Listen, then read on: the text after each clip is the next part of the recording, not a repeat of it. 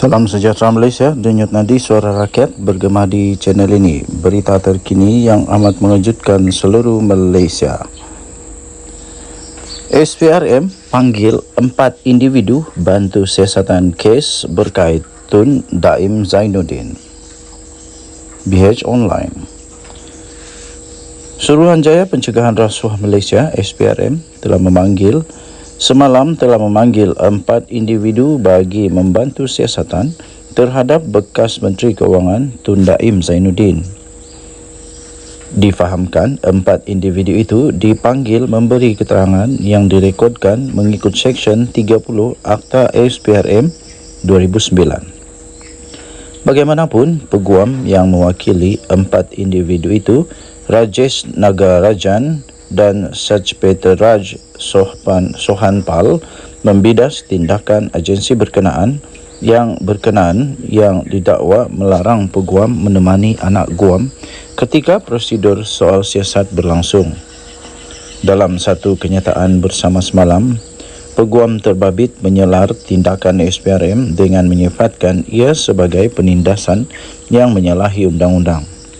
Selain itu, mereka berdua juga menyifatkan tindakan Suruhanjaya anti rasuah itu sebagai angkuh dan zalim. Kata kenyataan itu, khususnya seorang daripada peguam mewakili individu itu berada bersama anak guam di bilik temu duga dengan secara tiba-tiba.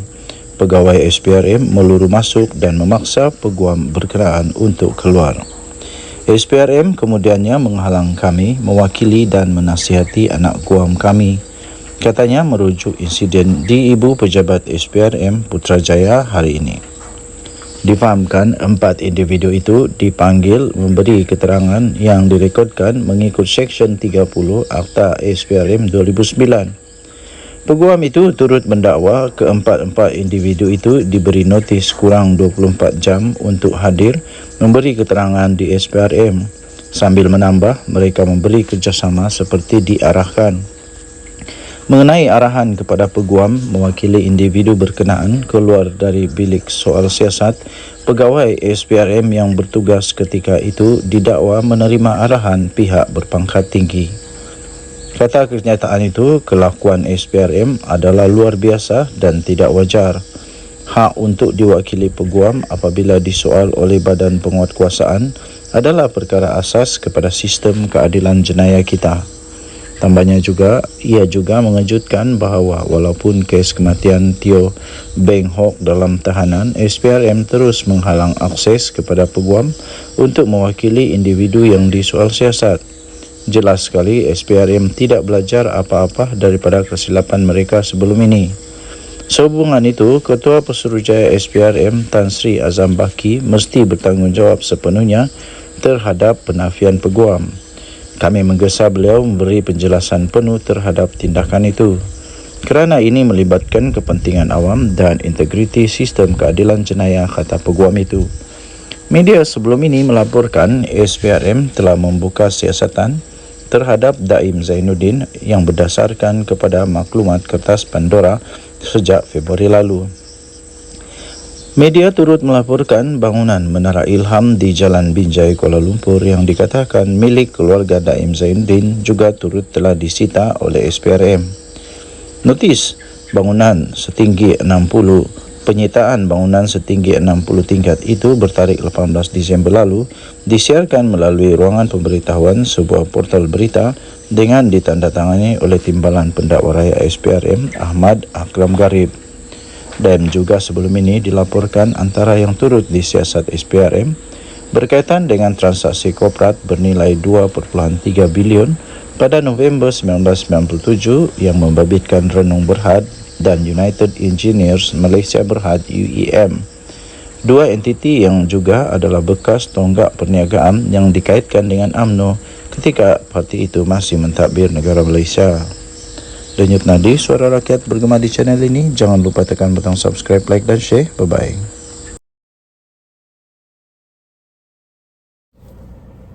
Salam sejahtera Malaysia. Denyut nadi suara rakyat bergema di channel ini. Pada 4 Ogos ini, adakah Kerajaan Perpaduan Datuk Seri Anwar Ibrahim yang dipayungi oleh Seri Paduka Baginda Yang di-Pertuan Agong akan tumbang? Aduh, kenapa saya kata 4 Ogos? Ya, 4 Ogos ni sebenarnya tarikh lahir Sanusi. Tarikh lahir Sanusi. Tarikh lahir Sanusi 4 Ogos 1974. Sekarang 49 tahun. Jadi mungkin yang Sanusi kata dia tahu bila mana kerajaan perpaduan yang akan tumbang. Cuma dia tak mau bagi tahu supaya ada orang tak tidur lena. Dia kata kalau nak tidur tak boleh tidur lena, nak ambil ubat, mai datang rumah saya bagi air jampis cawan. Mungkin 4 Ogos lah, sebab hari jadi Sanusi kan. Yalah, kita hormat dia bagaikan kita hormat orang yang paling penting di Malaysia lah. Tak apalah, kita bagi dia kawan paling penting di dunia. Kita hormat dia macam dia paling penting di dunia. Walaupun dia ada ura-ura bakal muflis, ya macam mana dia mau bayar nanti itu 100 juta Vincent Tan saman dia macam mana mau bayar? Itu belum lagi yang dia perlekeh, dia persoal, dia ialah tentang Sultan Selangor tu, dan juga yang Agung tu. Sanusi lupa kan? Mungkin Sanusi dah sekarang terlalu tertekan, terlalu takut, terlalu risau. Dia akan jadi muflis, bankrupt kalau kalah. Lepas tu ada lagi kes dia yang masih disiasat, masih dalam siasatan. Jangan dulu buat spekulasi. Masih dalam siasatan, yaitu REE. Yang itu pun masih dalam siasatan. Kalau tiba-tiba ada dakwaan, habislah. Memanglah, siapa yang tak takut kan? Agung akan datang ni, tak main-main tahu. Agung akan datang ni sudah bagi amaran. Semua orang, tak kiralah orang itu pangkat tinggi macam mana pun, apapun jawatan dia, Menteri Besar kah, Tan Sri kah, Tun kah, tak kiralah. Kalau pernah sakau atau sedang sakau, sedialah. Jadi terbaru Sanusi kata, dia kata dalam BH Online, Sanusi sahkan PN rangka langkah caukit untuk guling kerajaan Madani. Aku pun heran lah. Ya boleh, kamu ambil je lah 10 orang kah, 20 orang kah, 30 orang kah, ambillah 30 orang daripada kerajaan perpaduan. Sampai 30 orang pun kerajaan perpaduan kamu ambil, masih belum cukup. Masih belum cukup untuk bentuk kerajaan. Encik Sanusi, kamu kena belajar matematik kot.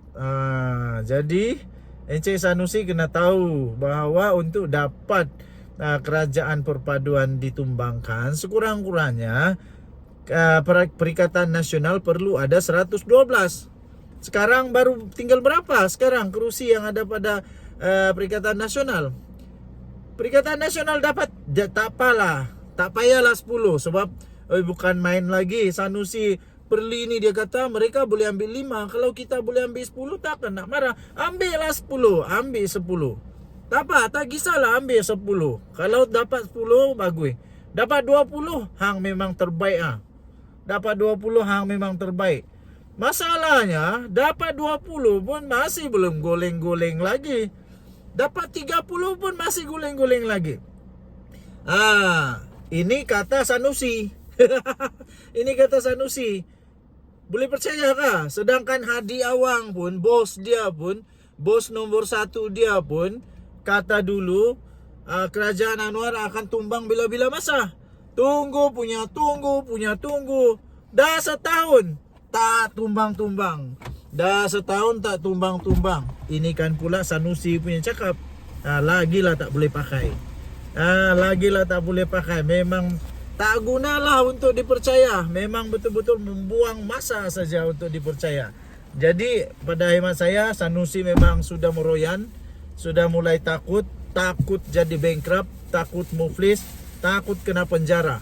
Itu saja. Apa tidaknya Agung yang akan datang ini, Agung yang bukan main-main. Padan muka.